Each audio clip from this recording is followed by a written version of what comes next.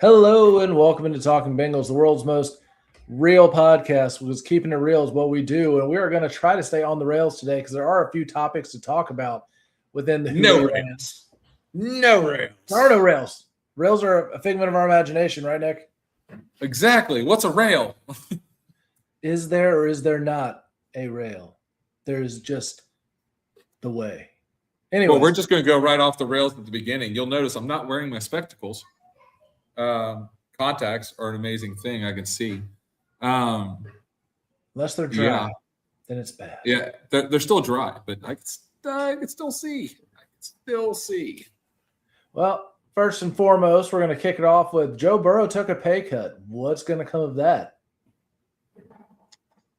It's restructuring Dexter Lawrence's deal. Yep. So that way they don't take such a big hit on the cap space. I mean, it's a smart move. Joe Burrow wants a good defense on the other side of the ball, so that way he can win ball games. He understands the importance of it. So, I mean, at the end of the day, I mean, it's a smart move for the Bengals. It's a smart move for Joe Burrow. It's a smart move for Cincinnati. It's just a smart move. And I think it could also open up the option for, there could be a camp casualty, somebody who, gets the camp. The team decides to cut them. Hopefully maybe a linebacker that's pretty good, and we could bring that person in. I mean, that'd be great. I feel like that's one thing a defense is missing right now is a quality linebacker instead of lottery tickets, because we've seen how well lottery tickets have played out for the Reds this year. Yep. Yep, I'm right on the same page, man. Lottery tickets are just that, man. You're taking a big chance. It's like 1 in a billion.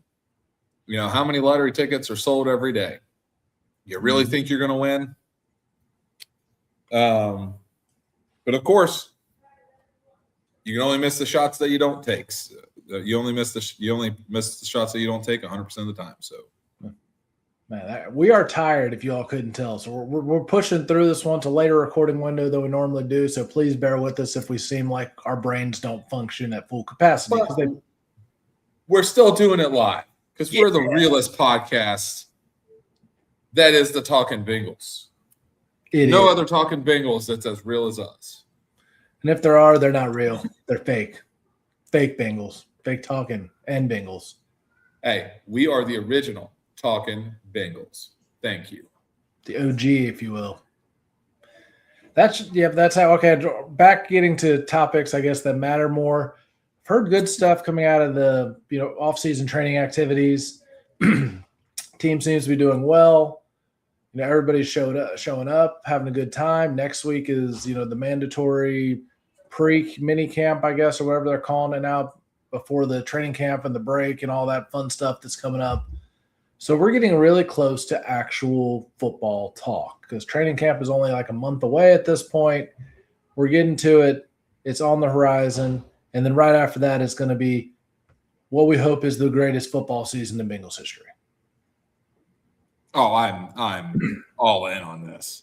Bengals are going undefeated. Once again, I'm saying it again. The Bengals are going undefeated. Because somehow, some way, we're going to pick up a couple linebackers that are just dogs. Just straight dogs. Like, I'm talking Takeo Spike's dog. Like, Brian Simmons' dog. Like, perfect without the criminal attitude. Dog. Like, hey, I would take a Vontaze Perfect on this team for the linebackers. I liked Vontaze Perfect as he was. I honestly, I didn't. He just played too late in time. Yeah, if he would have played 10 years before, he would have been perfect. Oh yeah, he'd have been a Hall of Fame caliber player. Yeah, nobody would have said anything otherwise. You had guys breaking people's legs, slinging them around, doing whatever they felt like. Yeah, wrong era, man. You were born too late. I'll tell you what, most people don't we're going off the rails. Most people don't understand what happens at the bottom of one of those piles. Yeah, it's not fun. Okay? Like, if you've never been on the bottom of one of those piles, it's not fun. People are grabbing and twisting at things. And, like, that's part of football. And, most of it's just being a butthole to the other team. But at the same time, like you're trying to find any competitive advantage throughout the game that you can. And you try to bend the rules a little bit as best you can. Every team does it. So Every team does it. If you're on the bottom of the fumble pile and you have the ball, you get in the fetal position, so you're protecting all of your stuff so nobody messes with you. Your stuff. Yeah. Because they're men. They're things. Yeah. Literally just tuck in the fetal position, hide everything you can.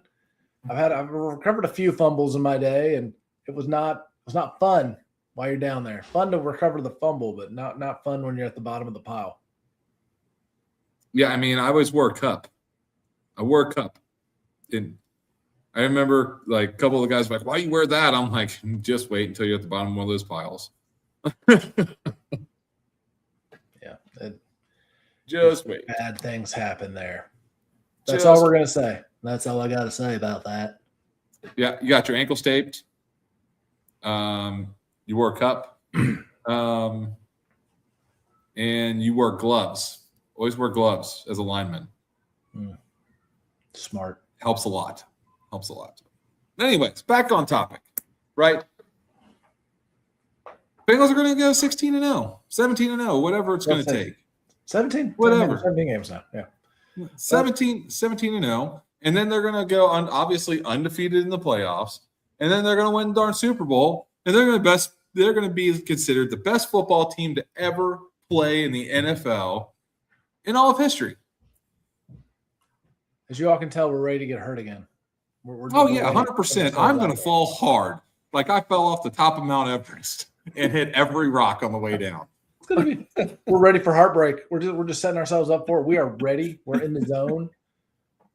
Well, there's a few other topics we can get to since last time we talked. Because I know we've been letting you guys down. Life happens. We've been very busy the last few weeks. But Myles Garrett's no longer in the division, so that's good news. Oh, thank the heavens. We're all happy about that one. So that's one less person trying to kill Joe Burrow twice a year. So thumbs up for that move. I like it.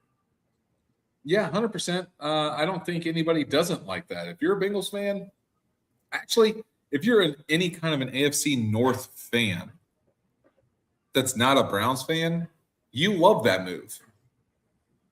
And it's the most Brown thing ever. You know, they're like, oh, we're going to get a good draft pick or we're going to do this. You trade him to a team that's probably going to make it deep in the playoffs. So the pick you're getting is not really even worth anything.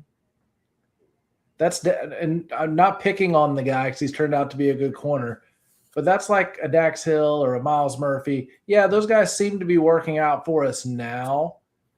But could you imagine if we traded Myles Garrett for Dax Hill or Miles Murphy? I would have been so mad. And those are on the upside. You could have Billy Price.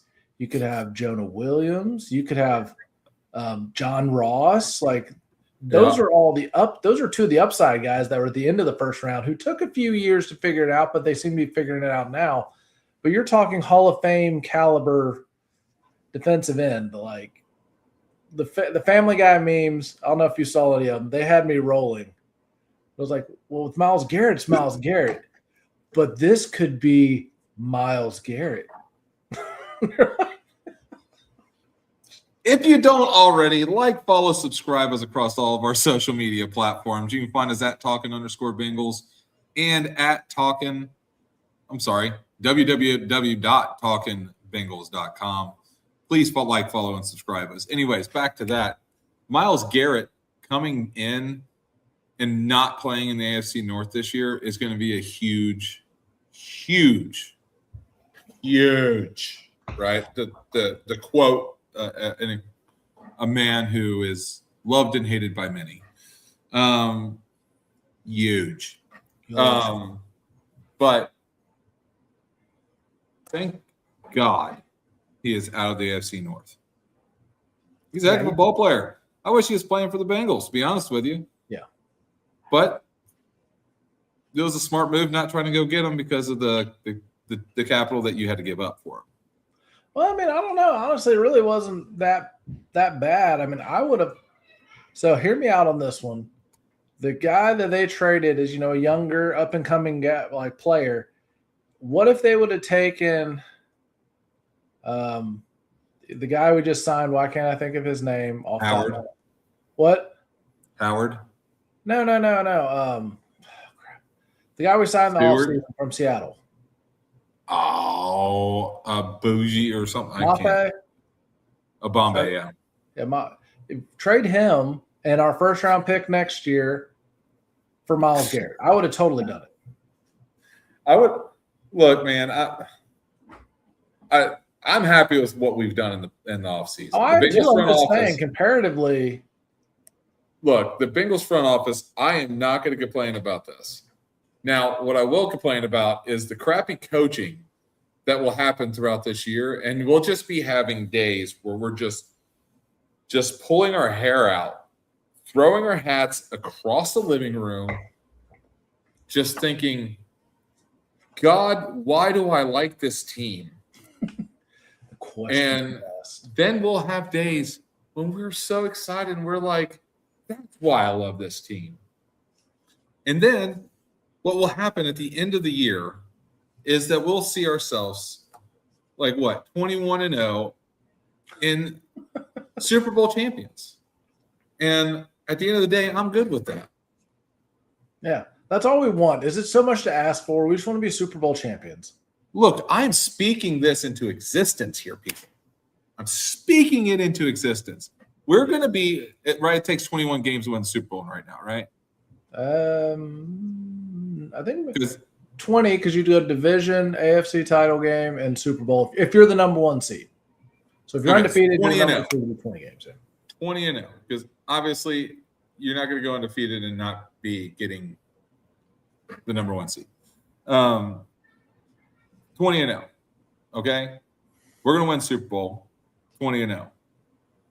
All right.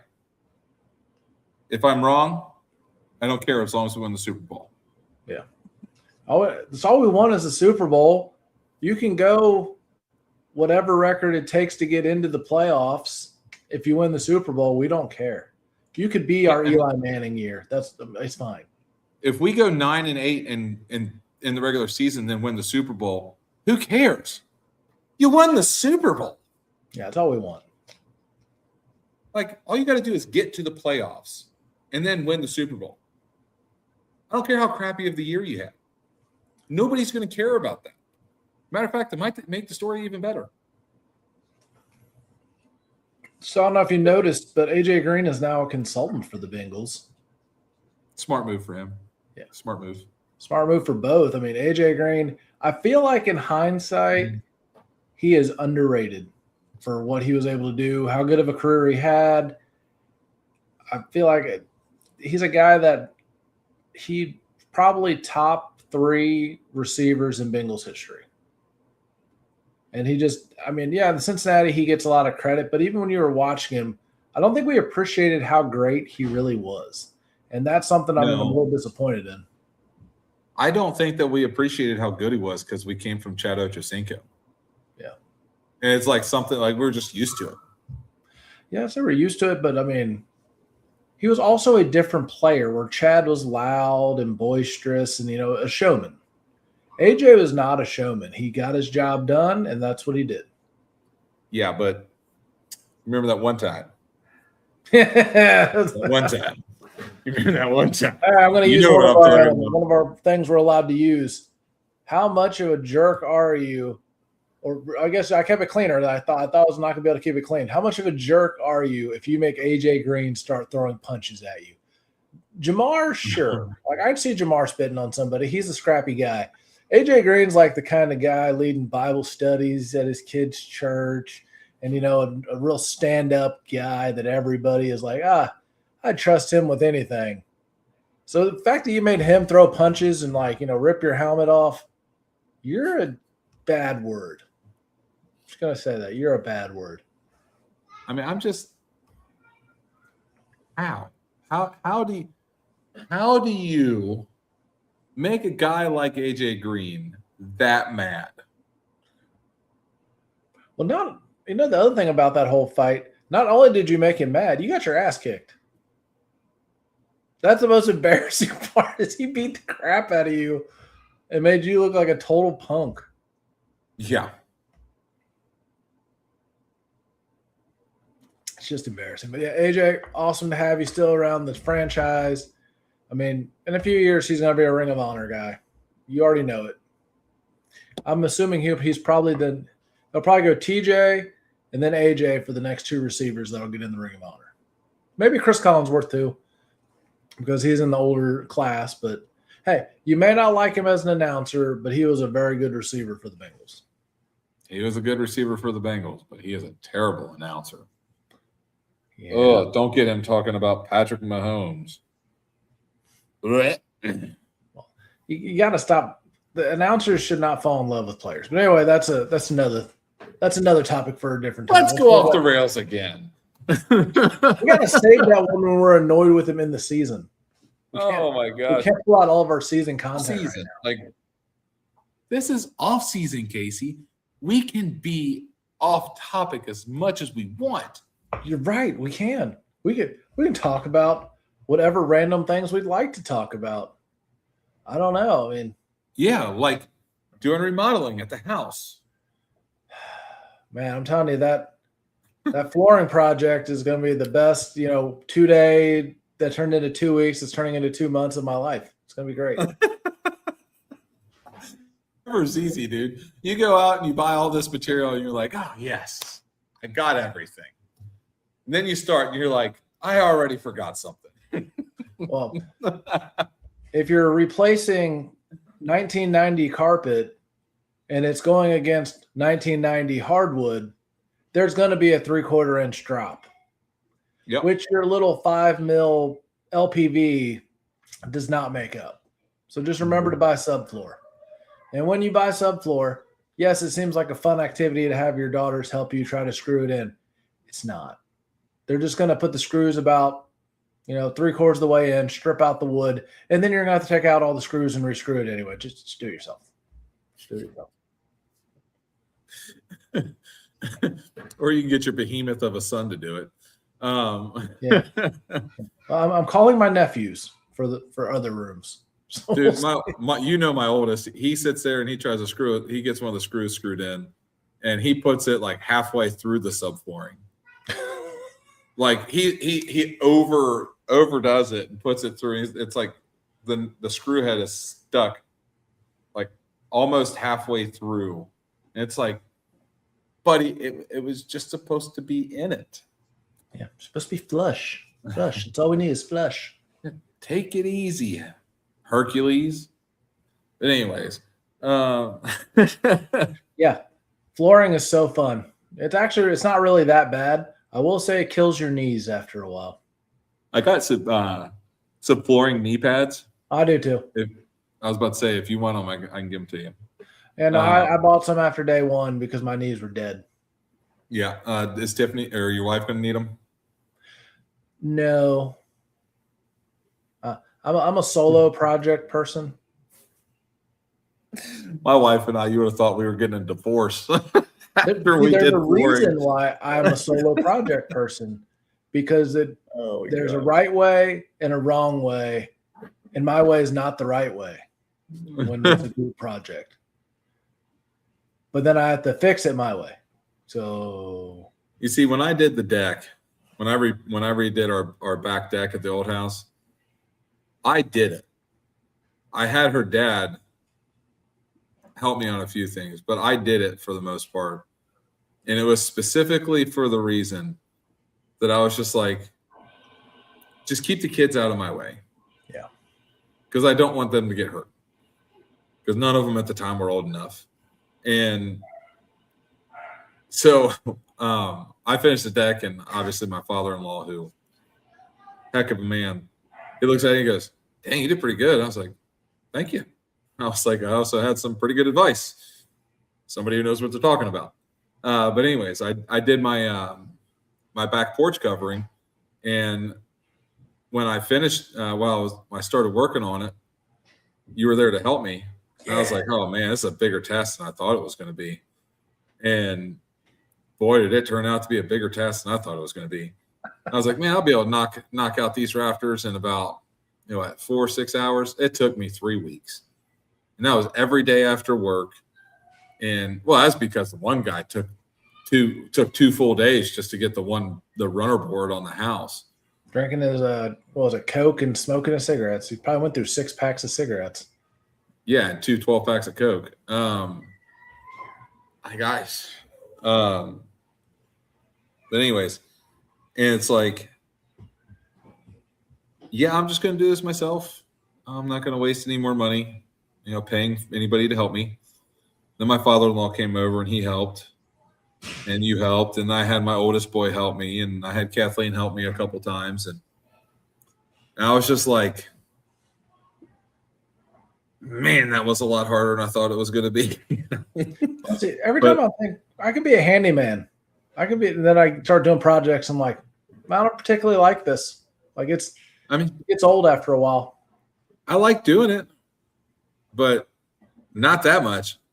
Yeah. When you're done, you get that sense of accomplishment. And I was talking to him last night. I said, you know what? I could do framing. I have no problem with framing or, building swing sets. Those are quick, easy, fun jobs. Don't take a whole lot of time. But then you get into like flooring, drywall, basic plumbing, and you're like, oh, no, thank you. Drywall is still worse than flooring. I will say that, because drywall, you're like, there's a problem there. I got to go back and resand it and patch it. And you're just like, ugh. Yeah. And then finally you just say, F it. This is good enough. And if you're doing drywall, my biggest advice for you is go look in the other parts of your house where professionals did it, and you'll find the same imperfections. Stop beating yourself up. That's when I finally said good enough on a few things, because I looked in other parts of my house. I'm like, there's an imperfection. There's an imperfection. I've never noticed these until I started specifically looking for them. So who cares? Yeah, you never realize how hard it is until you actually start doing it. The only reason I do things around my house is because I'm too cheap to pay somebody. You see the prices? Goodness. Well, for somebody else to do what I did would have cost me tens of thousands of dollars. Mm-hmm. And I did it for a lot less than that. See, that's the motivator there, because I got through when I redid my oldest daughter's room, put in the closet, and I just redid her room again. She did floors. But when I put the closet in there, I was so tired of drywall. This has been an ordeal. I'm like, I'm just going to pay somebody to put the finishing coat on and be done with it. They wanted $1,300. I'd already put the first coat on, sanded it. You just had to put the finishing coat on and sand it. And I was like, no, I'll do it. It's fine. $1,300 as opposed to like 2.5 hours of my life. Yeah, I got this. But anyways, long story short, actually do things yourself. You learn a lot. Yeah, you learn a lot. And you realize how hard it really is for these tradesmen to do their job. So you really appreciate it. And when you actually really do need to pay one of them to do something, you wind up just finding somebody who doesn't cost pennies to the dollar compared to everybody else, because you don't go to that guy. No. You get what you pay for. Yeah, you go to the people who actually charge fair rates, like for them. Pay for their experience. Anyways, what else? What else do we got to talk about? Not really a whole lot of Bengals topics. I think we covered them all.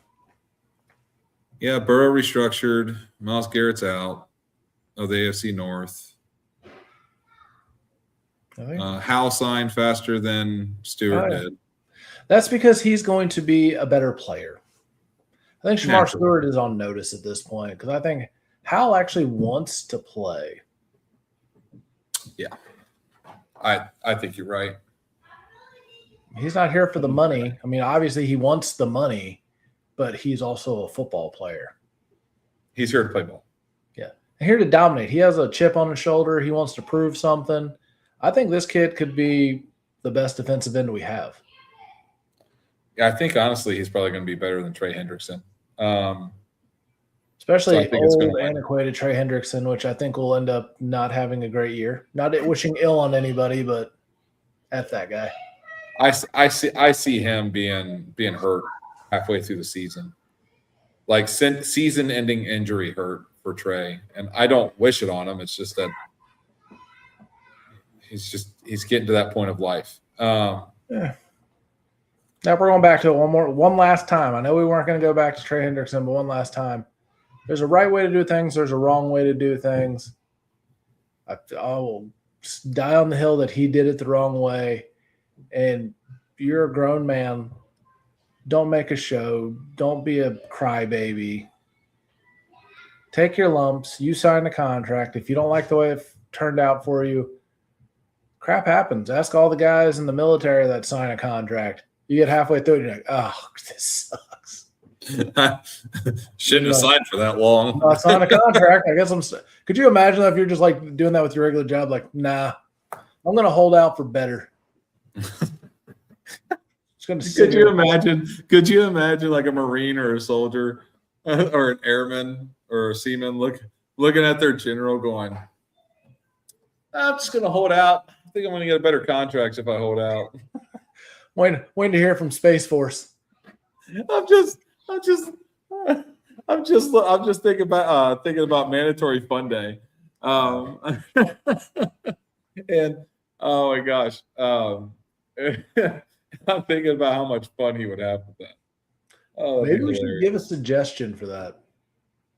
Oh, that would be awesome. I'm going to write in a suggestion for that one. But I did have a story that was kind of like that before, where I had a soldier when I was in command come up to me and say, yeah, I don't think I'm going to do that. And I'm like, hey, that's fine.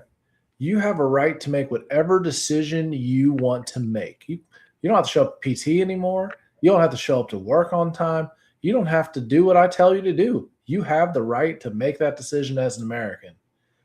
But as a soldier, I have a right as your boss to make your life beep, beep, beep, beep, beep. You can say living hell. Okay, yeah, living hell. Hell is a place. And they're like, he's like, what do you mean? I'm like, well, you like your rank, you like your pay, you like leaving the base. I probably would do what you're told to do. Otherwise, those things can all go away real quick. And then they change their tune. Yeah. And, all those benefits that you get as being a soldier and, healthcare, vision, dental, retirement, things like that. Yeah.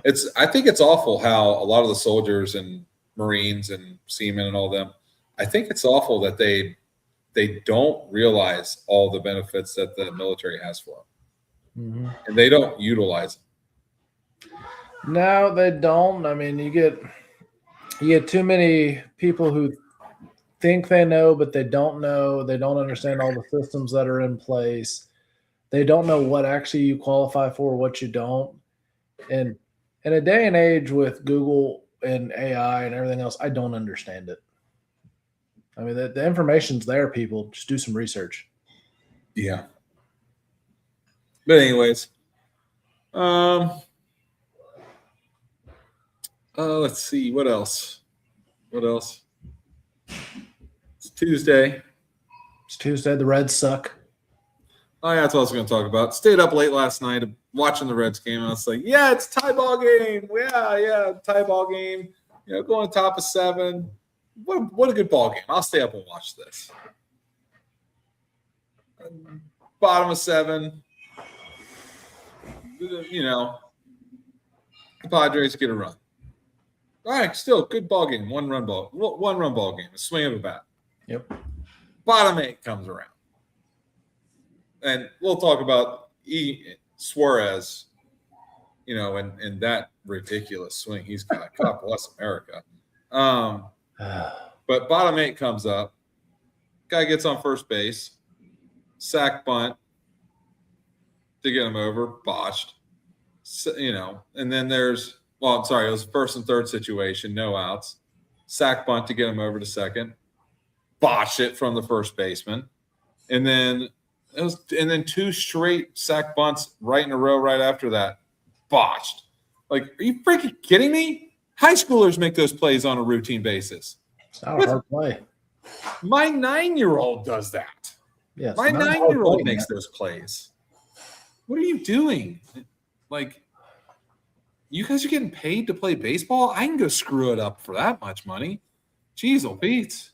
Well, the other thing I want to bring up with the Reds recently, Francona's comments about the World Baseball Classic has thrown people off or whatever. Don't get me wrong, athletes in their routines or whatever. How is facing world-class pitching ever going to make you worse or not prepare you for the season? When you're facing the best pitchers, majority of the best pitchers run the WBC this year. When you're facing them, I don't think that's going to not prepare you like spring training would. I mean, to me, like, and I think Tito's a great coach or manager, whatever you want to say, and he has a great career. He's going to be a Hall of Famer. But that's one of the dumbest comments I've ever heard. It's ignorant. It doesn't make any sense on any level. Facing quality pitching is facing quality pitching. That doesn't make you a worse hitter. The fact that you suck at hitting half the year, that just means you're struggling. And Suarez, you knew who he was. We all knew who he was. He's going to hit a lot of dingers, and he's going to strike out. That's what he does. Right. So that funky swing of his, where he's standing straight up and like, get set at the plate. What are you, 5? Well, he's going to end up with 25 to 35 home runs, and that's it. Allegedly. Well, that's what he did the last couple of years, but he can't play third base. We knew that when he left Cincinnati, he couldn't play third base. He didn't get any better. So you have a home run guy that plays third base when he can hit, and you have a platinum glove third baseman who can't hit anything. He couldn't hit water if he fell out of a boat. So you have two guys who together make up a below average third baseman. And then the rest of your team. Glove third baseman that couldn't hit water if he fell out of a boat. Could you imagine if he was a career 230 hitter, how much he would just be like great? Like, he'd be an all-star every year. Brian Hayes is awesome. He's a 230 hitter, but his glove, man, he hits less than I think you'd hit in the majors. And I'm talking like right now at this age. I think you could get a hit once every 20 times. Oh, I could do that. I mean, there got to be a changeup somewhere that we could get a hold of. No, even if the guy was throwing 100 miles an hour just consistently, I could hit it once out of 20 times. Yeah, you'd get used to it again and be like, okay, I can do this. So the fact that he's hitting what, like a buck nothing?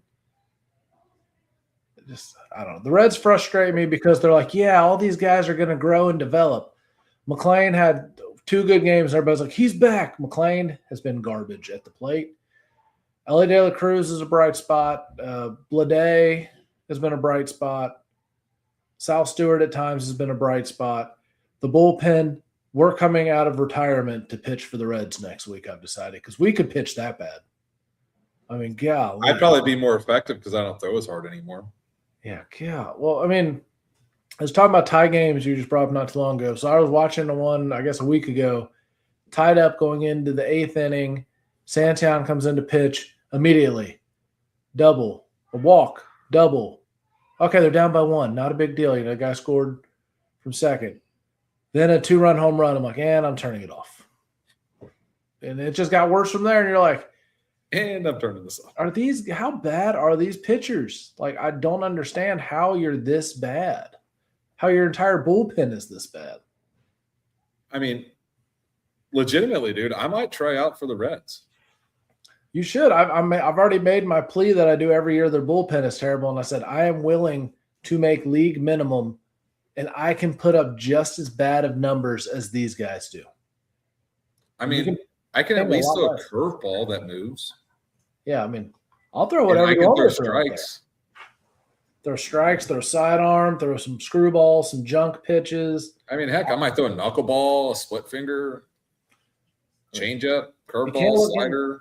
Can't look any worse than the position players coming in throwing 35. I mean, I know I can at least get it in the high 60s to mid 70s. Oh my God, that's hilarious. But every time I see that, I might be able to get 82 to 84. Yeah, maybe. I don't know. I mean, I pitched a couple years ago in an adult league, and after my shoulder surgery, there's not a whole lot of velocity, but it still gets in there. Still have some break on the breaking stuff and the junk pitches. So my ball goes straight still. Yeah, that's all that matters. I don't know. Anyways, the Reds, I liked Zach's thing. I'm not going to say it on air because it's not on air appropriate. But yes, that's kind of how this Red season has gone. We've been duped. It's like marrying a dancer An exotic one. that does not dance in ballets because of her looks, and then realizing it's not all sunshine and rainbows. Oh, if this was not a PG rated podcast, I have so many stories about that. But it is. So we got to keep it clean for the kids. Final thoughts, Casey. My final thoughts.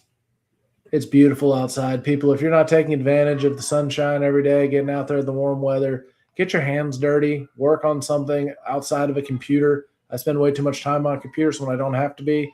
I like to be away from it. So you all should try it too. Fresh air, no screens. That's it. I agree. Turn your phone off. Go outside. Enjoy just not being by a computer or any kind of technology. But as always, like, follow, subscribe us. Just subscribe to our stuff, share, comment, interact with our content. You can follow us and find us at talking_Bengals. Remember, no G. Burnsy's not here. And you can also go to talkingbengals.com and find us there for the OG people, www.talkingbengals.com. And, my final thoughts. Undefeated season, baby. Woo! Booyah! Hoo-day. Hoo-day.